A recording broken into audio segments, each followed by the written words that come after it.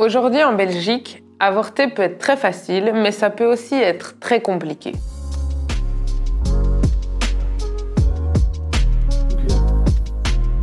Récemment, le droit à l'avortement a encore été l'objet de marchandages entre personnes pour la plupart non concernées.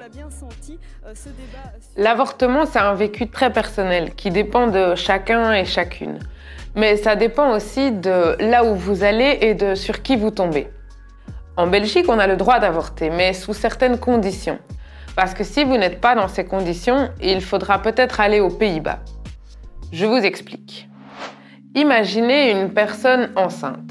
Ça peut être une femme, un homme trans, une personne non-binaire, elle peut être âgée ou jeune. L'âge moyen, c'est 27 ans. Dans un scénario idéal, elle a le choix à chaque étape. Elle a toutes les cartes en main pour prendre les décisions qu'elle préfère.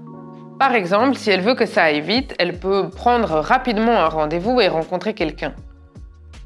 Il n'y aurait pas de délai de réflexion obligatoire et elle pourrait choisir soit entre la méthode médicamenteuse jusqu'à 7 semaines d'aménorrhée, donc depuis les dernières règles, ou la méthode par aspiration, jusqu'à 14 semaines d'aménorrhée ou 12 semaines de conception.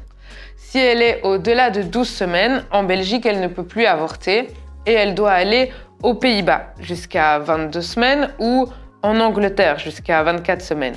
Dans tous les cas, il y a un rendez-vous de suivi prévu 15 jours après. Mais dans les faits, c'est rarement si facile. Peut-être qu'elle ne trouvera pas de rendez-vous avant 3 semaines et la loi impose un délai de réflexion obligatoire de 6 jours. Comme si elle n'était pas capable de prendre une décision réfléchie. En fait, on peut autoriser quelque chose, mais faire en sorte que ce soit très compliqué d'y arriver. En Belgique, les médecins ont le droit de refuser de pratiquer un avortement pour des raisons de conviction. Mais souvent, si beaucoup de médecins ne pratiquent pas l'interruption volontaire de grossesse, c'est parce qu'ils ne savent pas comment ça fonctionne ou parce que ce n'est pas rentable. Résultat, les personnes enceintes ont beaucoup de mal à obtenir un rendez-vous pour avorter. En fait, on pourrait décider de mieux valoriser l'avortement auprès des médecins, soit en payant mieux l'acte et en l'intégrant aux études de médecine ou en organisant des formations pour les médecins. Une autre option serait de permettre aux sages-femmes de pratiquer des avortements. Et tant qu'à faire, on pourrait aussi les autoriser à prescrire la contraception. Au-delà de l'aspect technique, il y a beaucoup de choses à faire pour améliorer l'accueil et l'accompagnement des personnes qui veulent avorter, pour leur garantir un cadre bienveillant et respectueux. Avant d'écrire ce texte, j'ai lu plein de témoignages, comme ce témoignage-ci. J'ai eu affaire à une sage-femme robot, qui m'a tenu un discours totalement déplacé sur mon irresponsabilité, qui m'a montré le fœtus, etc., etc. Elle a même osé critiquer ma façon de m'habiller en me disant « Quand on est enceinte, on ne met pas de robe et de talons hauts ». Un autre témoignage tiré d'un guide qui vise à adapter les services d'avortement aux réalités trans.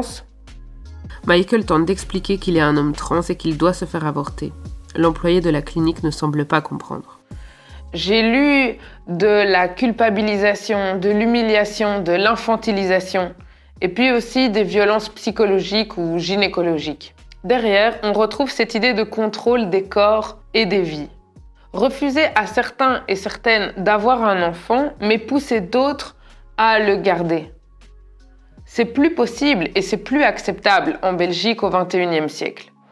Pour lutter contre ça, il existe un cadre théorique et un objectif en soi, c'est la justice reproductive.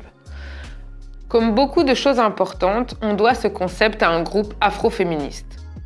La justice reproductive englobe le droit d'avoir un enfant, le droit de ne pas avoir d'enfant, le droit d'élever un enfant dans un contexte sain et protégé. Il y a justice reproductive quand chacun et chacune a le pouvoir social, politique et économique ainsi que les ressources nécessaires pour prendre les décisions justes concernant son genre, son corps, sa sexualité et sa famille, pour soi et pour sa communauté.